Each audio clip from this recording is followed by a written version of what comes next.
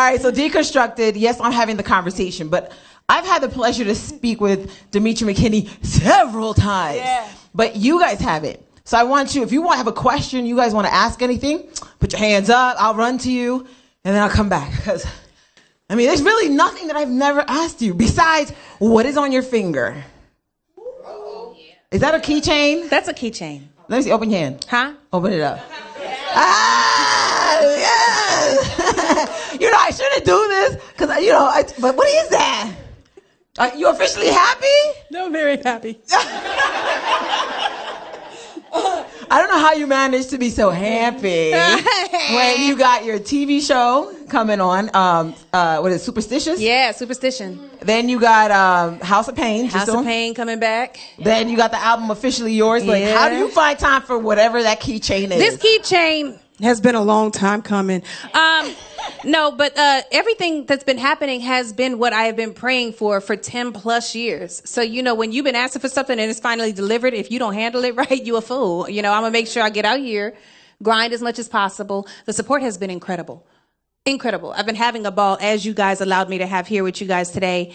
So I'm living the life. I'm loving the moment, and I'm feeling really blessed. And that's what Officially Yours is going to be all about. Oh, Officially Yours is about that plus some, honey. It's some hunty. It's some of everything that I am. Like a lot of people, they know the characters that I've gotten to play. They might know my name. Oh, that's the crackhead. Yeah, that. Keeping it funky with y'all.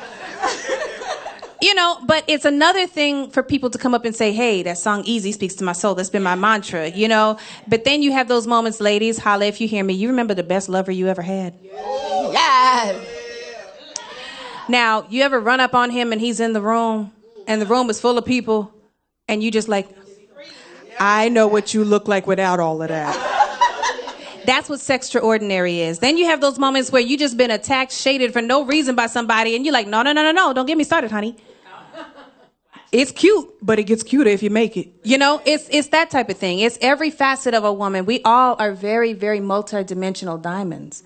And a lot of times I feel like we get pigeonholed. We don't get a chance to show all of those different sides. So just make sure you cop the album. Some of everything in there, fellas. I'm telling y'all now, if your chick is playing BS, you done messed up. Check your drawers, check your car. Crazy glue is a good thing. I'm just saying. Crazy glue. A little drop right there. Yeah. Walk around looking like them yellow pants on Prince. You know why. So we have the album. How did you manage to do Officially Yours and keep getting all this work? I keep asking you this because I need to find that secret sauce so I can start doing radio, TV. I'm talking about it all. Like, what is it? Well, I think that's why Officially Yours had so long of coming out. I've been working on Officially Yours for... Carry the one. 2004? Honey, yeah, it's been a minute. It has been years and years and years. Why? So the woman I started off as, the album that started off as Officially Yours has evolved and grown as I have. So with each project, I've always made sure that I'm able to learn from the characters. And each thing that I learn, I apply it to my life as a mother, as a sister, as a woman, whatever. So the woman that is yours officially today and Officially Yours is a product of all of that work. And I think that just meshing the two worlds together as much as possible has been important. Teamwork with my team. Oh, hallelujah. I had to make the ugly face because it was just that real. I cannot stress how important E1 has been to this project. I cannot express how important TV1, Bounce TV, Sci-Fi, my team, your team, Jesus team, all of it working together has been in order to make that whole thing happen. Because otherwise, I'd be looking like this. You see this eye? Stop you. It would have just been all the way bad forever. And you managed to bring an adult into this world. Yes. You have a son, right? Yes, I do. How old is he now? 18. And you keep him on the straight and narrow. How'd you do that? He did that. Oh, okay. He did that. But he had to learn from you? He definitely learned from me, but that didn't mean he had to hold on to it. And parents, I think we give our children either too much blame or too much credit for things that are out of their control and not enough credit for the things that are. So my son came out of this world. Y'all, I ain't even lying. When he came out, the first picture he took was with that middle finger out. And I was like, oh, God, here we go. Here we go. But I made it a point as a single mother to show him not how to be a man, but what a woman should be. There's a distinct difference. I ain't never been a man. I tried to pee standing up one time when I was like 5. Terrible. I cannot relate. I don't know what y'all go through, and I understand that about myself. So if I'm going to be this role, this is the role that you have no choice but to take on. And he took that, he ran with it, and I'm super blessed to have him in my life. And what college is he in? Where's he at? Honey, he is working working. now. He is working. He is graduating high school in just a little bit. And, he likes radio. No, don't bring him around here. Sorry, I need my job. I need my job. Send him somewhere else. Don't start no more business over here. I'm just saying. All right, so you have Officially Yours. How'd you get down with Superstition? Mm-hmm. Superstition with Mario Van Peebles. Yeah. Who grew up watching him and wanted us to... Listen, Linda, listen. They called me for that audition. I was like, yo, that's Mario Van Peebles. And on top of that, that's sci-fi. That's a whole different genre, a whole different audience. So I went in there like, I'm going to go do this audition. First off, if y'all going to be an actor, understand no. No is a real thing. It's a very strong, powerful word. It's a very prominent word in this line of work. So when I went in and I did my best, but I was like, all right, well, that was that. On to the next audition. Let's keep it popping. They called me back and I was just like, wait, what? So the filming experience has been amazing. It's based on a fictitious city in Atlanta or Georgia called La Rochelle. All this mystical stuff happening, and the Hastings family is getting their da-da-da-da-da on. And I'm not part of the Hastings family per se. I'm us. I'm the outsider that doesn't know why all this weird-ish keeps happening, but I see the product of it. I'm like, so anybody gonna discuss this? It's kind of that thing. And it's really smartly done because it lets us be us. It shows our culture. It shows lifestyle. It shows grandma being involved with granddaughter. It's really, really cool how and you're not dying. And I don't die. Yes. We have that syndrome. We die. The black folks die immediately. Yes, but this is so cool because it's a thriller, it's a series, so you really get a chance to get to know each and every one of the characters. There's somebody for everybody in that show, and everything is positivity. The other cool thing is all of the superstitious stuff that we hit on, you can Google it. Like, this is based on mythology from other countries, mythology from other ages, all of this other stuff. So it's really, really cool. Okay. Now, you've been saying no. No is a prominent word, but you haven't been having to hear no lately for a while because you're working. Tyler has kept you busy. How did that one happen? Because, we all want to know. We don't want to get down with Tyler, right? Okay, so here's the deal. Oh, wait, I got to start over. Okay, here's the situation. My parents went away. Y'all remember that? Okay, so I was pursuing the music thing, actually, living in Fort Walton Beach, coming back and forth between there and Georgia. And the people told me I should get involved with what was then called a chitlin circuit play. I was like, chitlins? I don't eat chitlins. Why y'all call it that? But I was doing this one called The Woman I Am Today. Had about the same amount of people in this room. That side was my family. That side was everybody that bought a ticket. And one of them was Mr. Perry. And I was like, how is he here? Why is he here? But hallelujah that he's here. Was he Tyler Perry, like the Tyler Perry we know now? I went to sleep watching his plays with my son. Yes, I knew exactly who him was. And I was like, okay, he here. I got to do my thing. Even because he came at intermission and asked me for my information. I was like, yeah, I'm going to give it to you, but you got to wait till after the show because I got to go and perform for these 9 people. And he was like, but I'm Tyler Perry's Tyler Perry. You know from Tyler Perry. Yes, I know. I know who you are. But I think he respected the fact that regardless of whether it was 9 or 90,000, I treated that thing with the same respect. Those people that were there, whether they were there to see me or not, I was going to give them what I came to give. Mm-hmm. And that's when we went on tour for a year with Meet the Browns. After that, he came and had me audition for Janine in House of Pain. She was supposed to be there for 4 episodes, y'all. She was supposed to snort and go. But what I loved about him was that he gave her an opportunity to grow. He gave her example an opportunity to be shown as a success, which we're all very capable of, regardless of what our situation is. So even though the subject matter was very deep, he still found a way to make it applicable and change lives with it. Oh, you talking with scratching? You had a scratch? Oh, crackheads? Oh. Why would you be doing my move?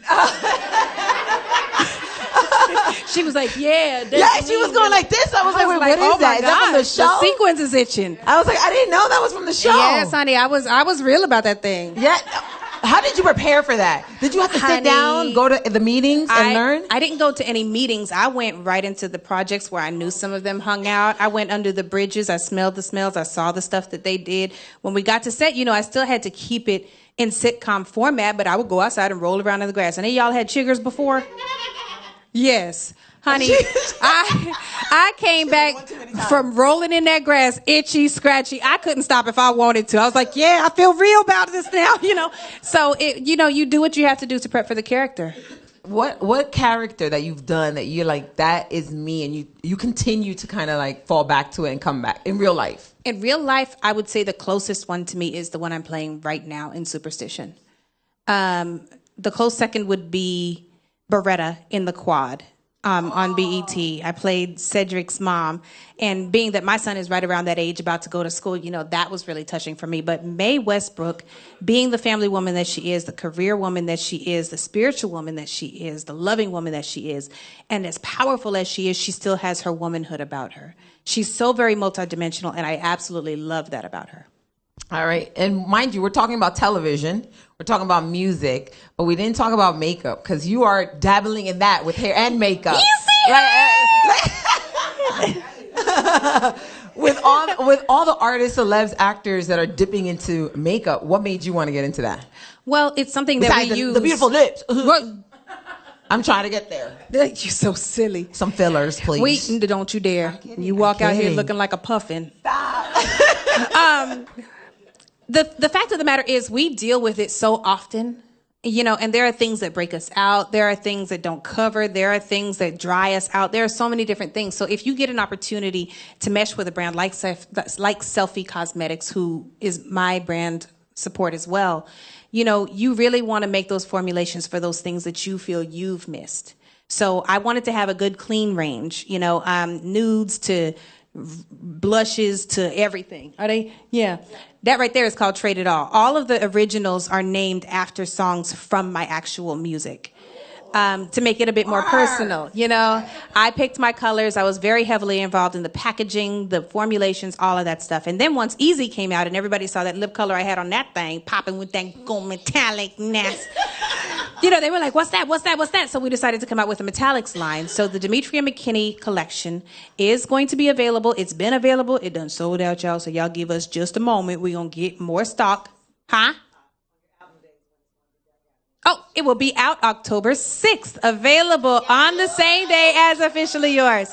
So be on the lookout for it. And the thing is, I also understand that young ladies watch us.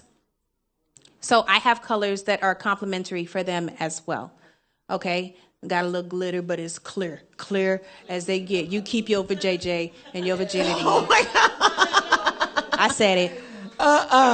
So Deconstructed, we're going to turn it over to you guys. If there's any questions you guys want to ask her that I might have missed, I'm going to come around. Do not be shy.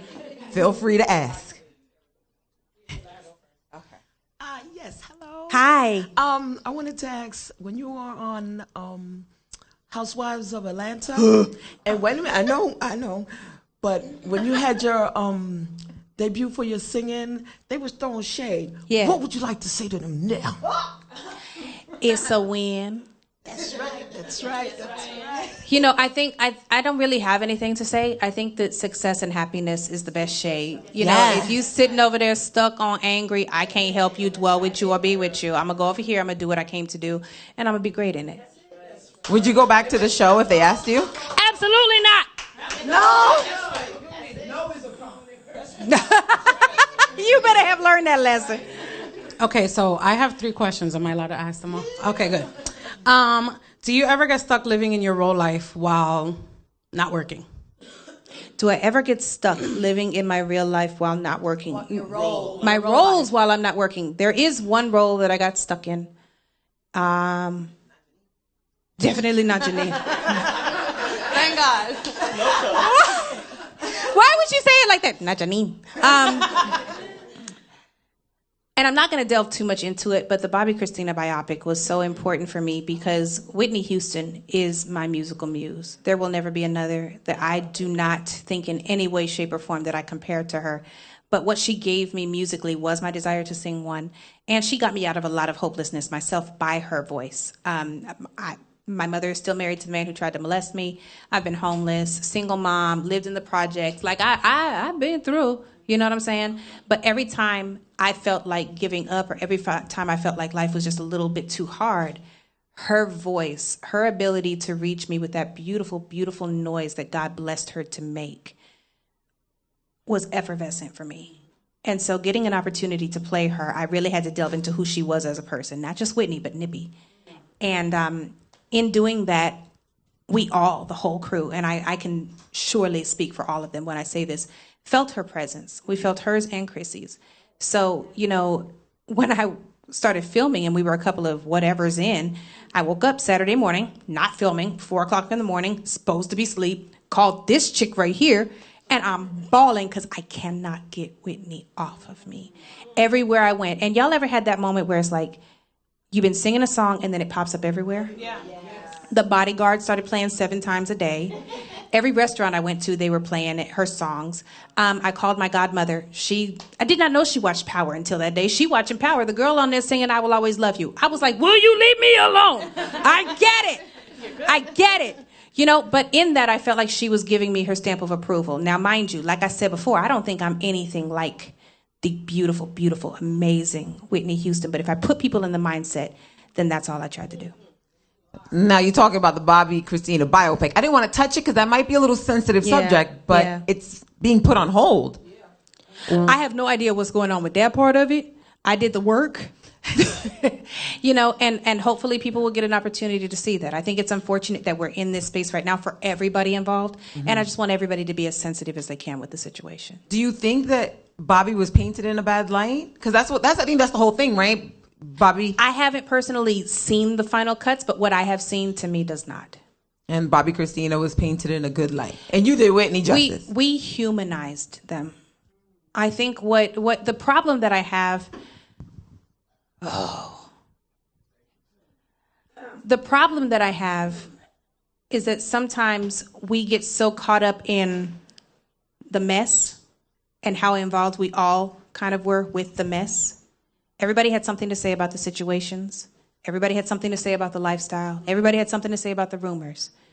So if we had an opportunity to make these people real, that's what we wanted to give them. Okay. Hi, number one, thank you so much for being here. And thank you for the opportunity for us to be here with you. Thank you. I want to ask you, how did that come about? How were you selected? Who reached out to you? Because I was looking forward to the pick. They keep showing the commercial on television, so this is a surprise to me that it's on hold. But how did that come about? And if you give us some information on that. Well, the thing that I need everybody to understand is I'm not one of those people who's been in the game, so I'm like, I don't audition. They offer me the role and da-da-da. I auditioned like everybody else. And I was just blessed enough to get it. Thank you. Sorry. Hey, hallelujah.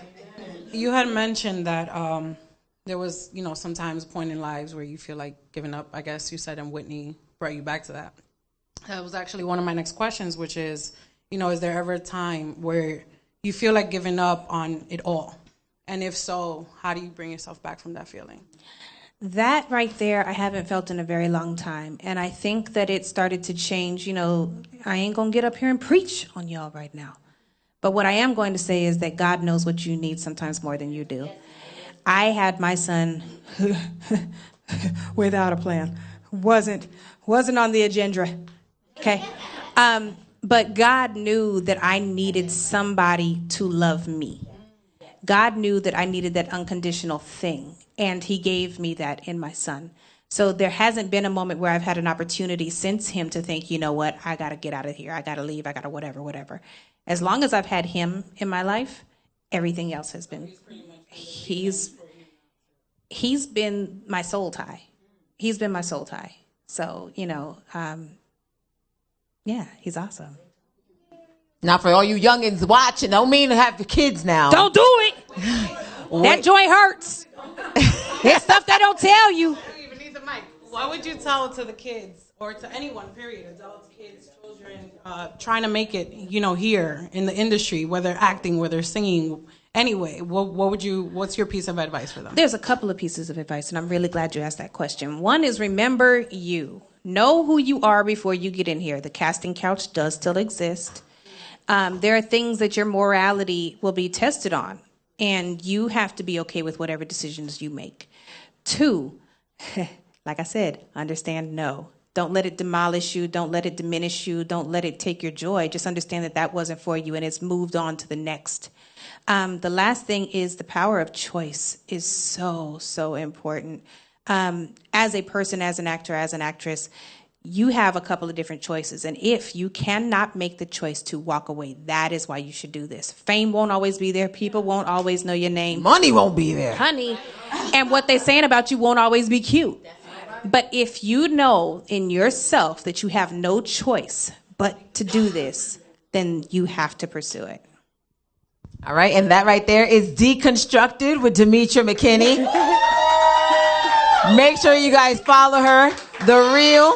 At Demetria, the number 4 Real, and then that's Instagram and all the other stuff, and then Twitter is at Demi McKinney. Website is DemetriaMcKinney.com. Officially yours, dropping October 6th, baby.